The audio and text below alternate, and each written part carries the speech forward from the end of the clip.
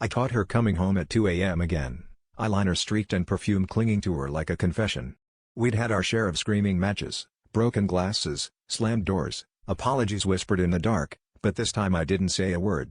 I just watched as she tossed her jacket over a chair, ignoring me like I was another piece of furniture she'd outgrown.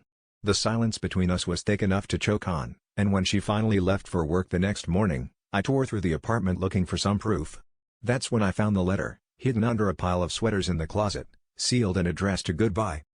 My hands shook as I tore it open, convinced I'd find the details of some secret affair, a list of reasons why I was never enough.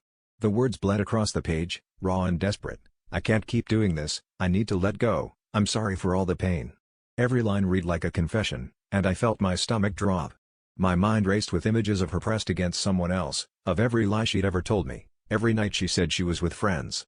I was ready to call her out, to end things before she could, to finally reclaim the last shred of dignity I had left. When she got home, I was waiting, letter clutched in my fist. I didn't yell. I just handed her the note and dared her to explain. Her face went pale, then red, then something broke in her eyes.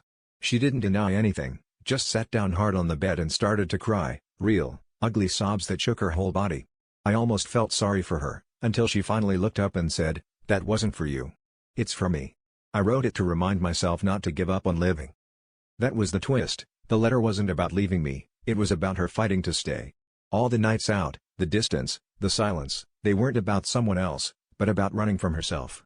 I'd spent weeks convinced I was the victim in some sordid love triangle, too blind to see the real battle was inside her. Suddenly the fights, the secrets, the coldness, it all made sense. And for the first time, I realized I'd been so obsessed with catching her betrayal, I'd missed the one thing she'd really been hiding, her pain.